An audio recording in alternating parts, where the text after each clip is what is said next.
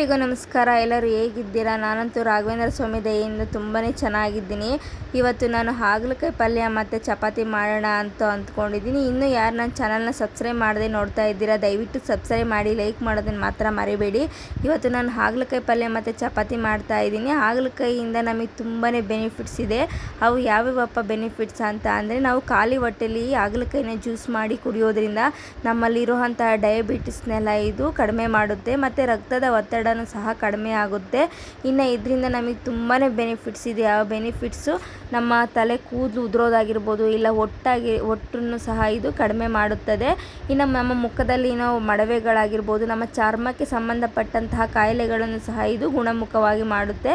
ಇನ್ನು ನಮ್ಮ ದೇಹದ ತೂಕವನ್ನು ಸಹ ಅತಿ ವೇಗವಾಗಿ ಕಡಿಮೆ ಮಾಡುತ್ತೆ. ಇದು ಯಾವ ರೀತಿ ಕಡಿಮೆ ಮಾಡುತ್ತೆ, ಯಾವ ರೀತಿ ಯೂಸ್ ಮಾಡಬೇಕು ಅಂತಂದರೆ, ನಾವು ಹಸಿ ತರಕಾರಿನ ತಿನ್ನೋದರಿಂದ, ಅಂದರೆ ಹಸಿ ಹಾಗಲಕಾಯಿನ ನಾವು ತಿನ್ನೋದರಿಂದ ಅತಿ ವೇಗವಾಗಿ ನಮ್ಮ ದೇಹದ ತೂಕವನ್ನು ನಾವಿಲ್ಲಿ ಕಡಿಮೆ ಮಾಡ್ಕೋಬಹುದು.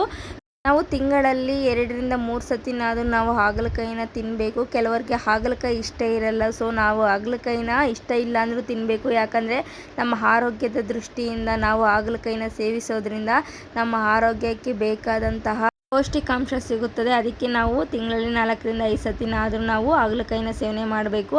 ಇನ್ನು ಇವತ್ತು ನನ್ನ ಬರ್ಡೇ ಇತ್ತು. ಸೊ ಹಂಗಾಗಿ ಬರ್ಡೇ ಸೆಲೆಬ್ರೇಷನ್ ಸಹ ಇವತ್ತು ಚೆನ್ನಾಗಿ ನಡೀತು.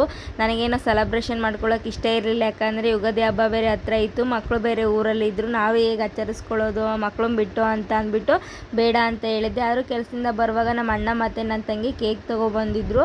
ಅವ್ರಿಗೆ ಬೇಜಾರು ಮಾಡೋದು ಬೇಡ ಅಂತ ಅಂದ್ಬಿಟ್ಟು ಸೆಲೆಬ್ರೇಷನ್ ಮಾಡ್ಕೊಂಡ್ವಿ. ಇದ್ರ ಪೂರ್ತಿ ವಿಡಿಯೋ ನಾನು ಯೂಟ್ಯೂಬಲ್ಲಿ ಅಪ್ಲೋಡ್ ಮಾಡಿದ್ದೀನಿ, ನೀವು ಚೆಕ್ ಮಾಡಿ friends. Thank you all, bye.